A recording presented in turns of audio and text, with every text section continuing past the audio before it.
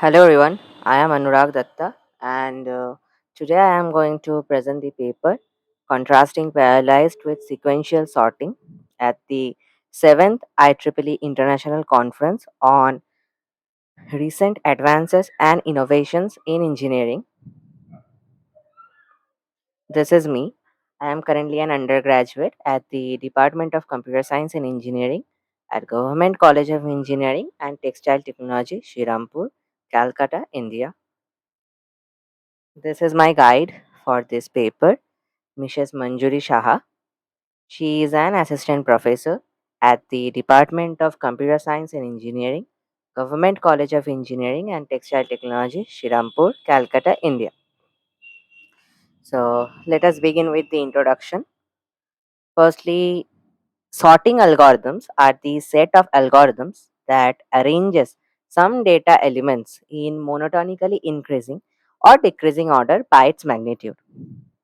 It is an algorithm that searches for a possible permutation where elements of each index are monotonically arranged from the set of all permutations.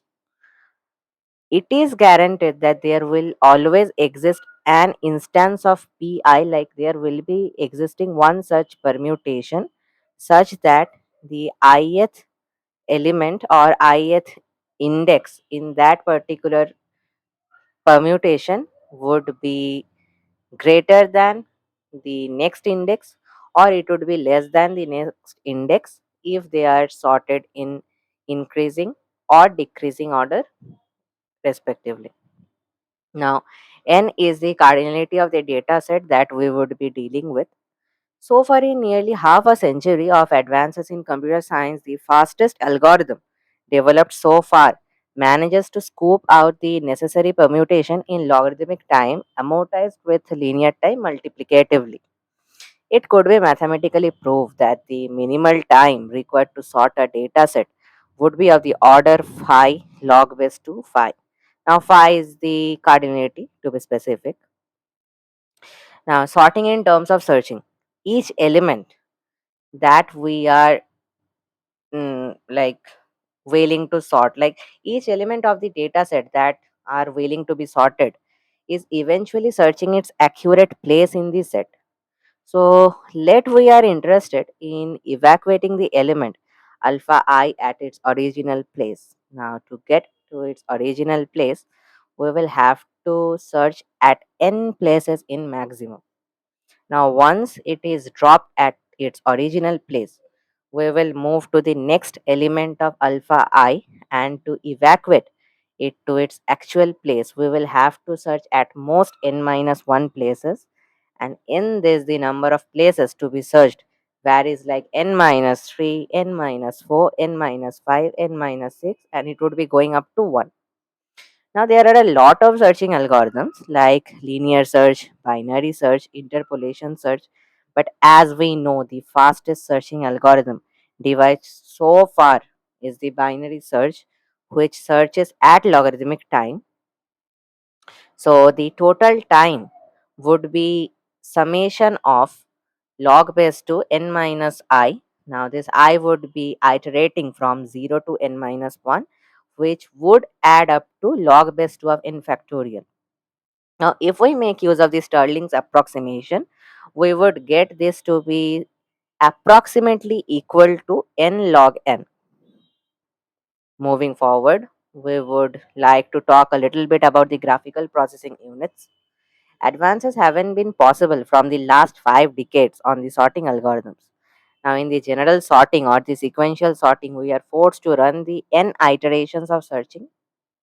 But if by any means we could make use of the parallelism to perform the iterations in batches, we could get the work, in fact, to be precise, the sorting action done in a much smaller time. Well, fortunately, we have got some computational devices that could do the same, and those devices or hardware are nothing but the graphical processing unit. Like they can perform multiple tasks or better, multiple iterations of the same task simultaneously. It's like some non ambidextrous person in work being replaced by one ambidextrous person. GPUs are generally processing units, similar in action to the central processing units.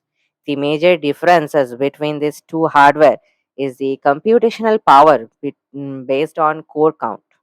In general, the core count of GPUs is much higher than the core count of CPUs. GPUs have been quite popular in the last few decades due to the need of fast processing, high graphics computing, like the video games we see around us. These days demands a lot of hardware supporting computing. While CPUs are a set of singular cores, GPU are a set of multiple cores. They consist of smaller components called the stream microprocessors, and each stream microprocessor would be containing many stream processors on which actual computation is being done. Now, again, there must be some medium that would commensurate the medium between the task and the computational unit. One such is the parallel computing toolkit named CUDA, Compute Unified Device Architecture. Now, from this slide, we would be talking about what CUDA actually is. So, CUDA is a parallel computing platform and programming model developed by NVIDIA for general computing on graphical processing units. With CUDA, developers are being able to dramatically speed up computing applications by harnessing the power of GPUs. The CUDA toolkit from NVIDIA provides everything that we need to develop accelerated applications that have been improved by the GPU power. The CUDA toolkit includes GPU accelerated libraries, a compiler, developmental tools, and the CUDA runtime. The first GPU were developed as graphic accelerators, becoming more programmable over the 90s, culminating in NVIDIA's first GPU in 1999. Researchers and scientists rapidly began to apply the excellent floating point performance of this GPU for general purpose computing. In 2003, a team of researchers led by Ian Buck unveiled Brook, the first widely adopted programming model to extend C with data parallel constructs. Ian Buck later joined NVIDIA and led the launch of CUDA in 2006, the world's first solution for general computing on GPUs. Since its inception, the CUDA ecosystem has grown rapidly to include software development tools, services, and partner based solutions. The CUDA toolkit includes libraries, debugging and optimization tools, a compiler, and a runtime library to deploy your application. We will also find code samples, programming guides, user manuals, API references, and other documents to help us get started. CUDA accelerates application across a wide range of domains from image processing to deep learning, numerical analysis, and computational science. Now, this slide is about the merge sort. We all quite know well about this merge sort. So, this is the common algorithm of the merge sort. For merge sort, the time complexity recurrence is of the form Tn would be equal to 0 if at all n is equal to 1, and if n is greater than 0, then it would be Tn upon 2 plus Tn upon 2 plus n minus 1.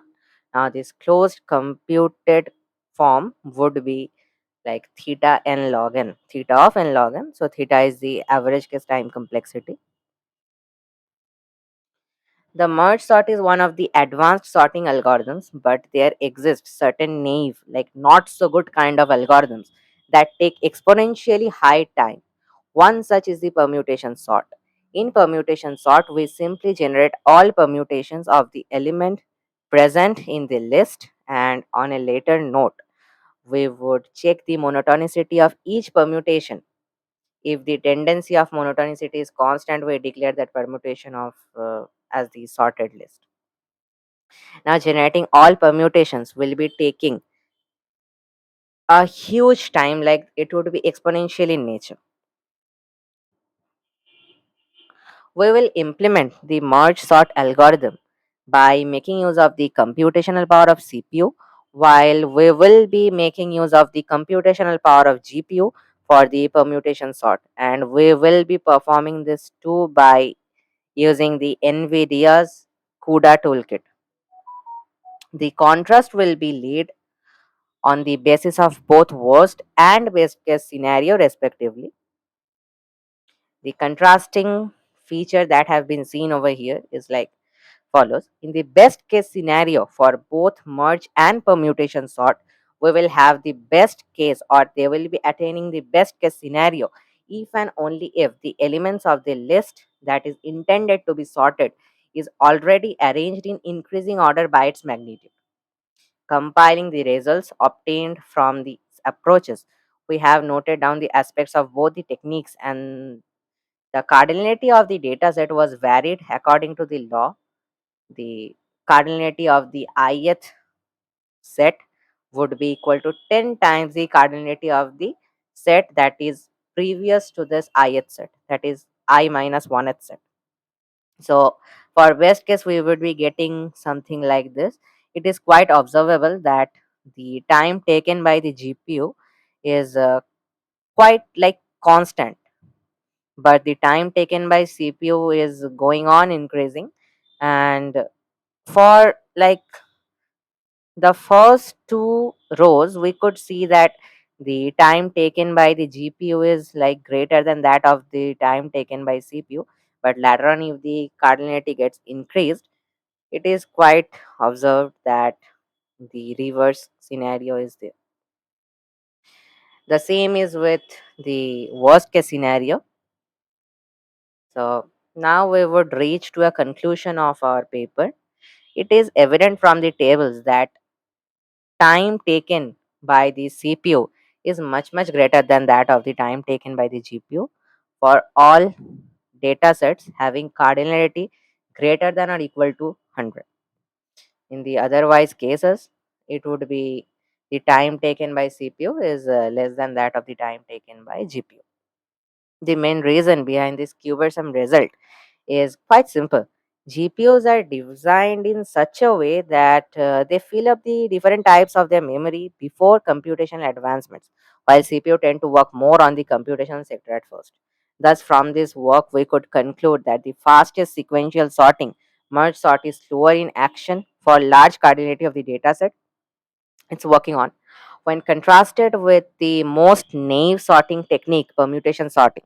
This also justifies the fact that though GPUs are expensive, still they have effective solution for finding speed, which is in optimal requirement in this modern world. So these are some of the references that we made use of for preparing our manuscript. So thank you. Have a nice day.